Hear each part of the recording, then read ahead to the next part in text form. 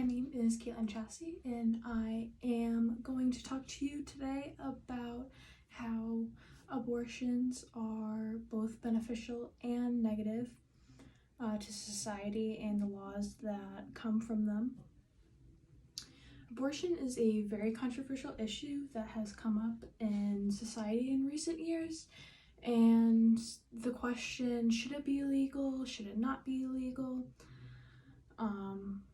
should it be completely legalized? These are the questions lawmakers have been struggling with in answering them. Most recently, Texas made a very restrictive abortion law that was proven to be harmful to society. On the other hand, though, evidence also shows that abortions could lead to emotional trauma, which is the negative side of it. I'm not here to incite an opinion onto anybody, but instead let's set bias aside and just look at the facts. Abortion laws are both beneficial and harmful to an extent, but what is most important is public safety.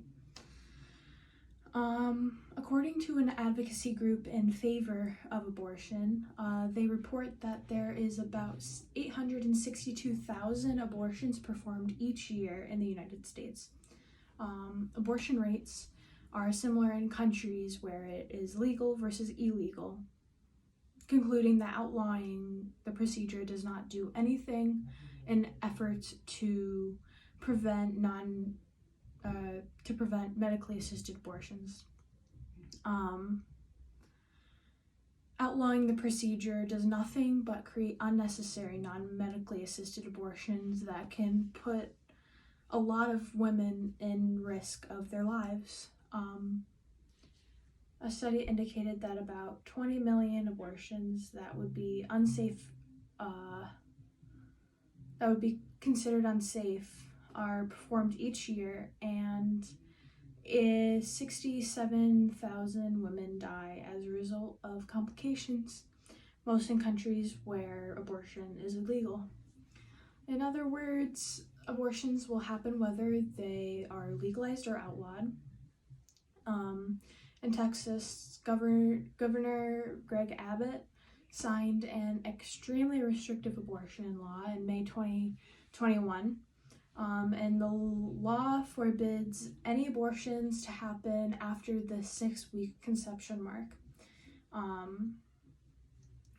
In other words, the law forbids abortion after 6 weeks of pregnancy, no exemptions.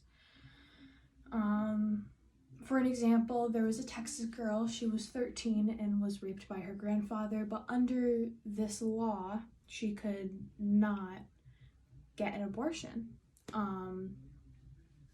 But there are states that do allow abortion around Texas, but that costs time, money, travel costs, none of which a 13-year-old has.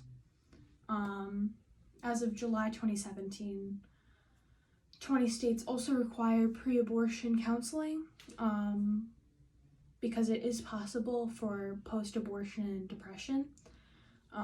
Studies show that a lot of women experience post-abortion depression, and this can lead to suicidal ideation, which leads to suicides. I'd like to add a personal story of mine. My friend in high school, we were 16 at the time, and she was raped, and she had to get an abortion. She did not want to keep the baby. I mean, we were 16.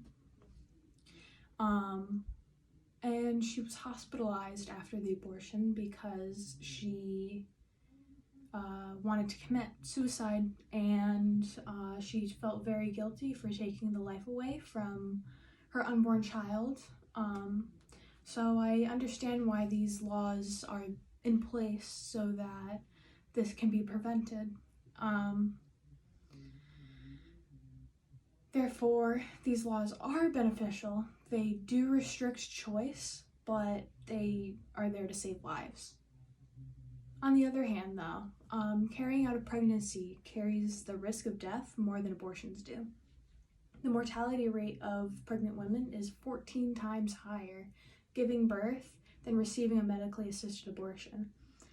As you can see, there are some positives, but there are also many negatives I have found surrounding the restricting laws that are set in many countries, including ours.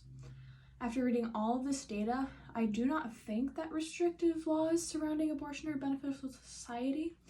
Laws such as these can cause great harm to women and children across America, even globally. These laws pose risks to underage females who had been raped and have hardly gone through a year's worth of menstrual cycles.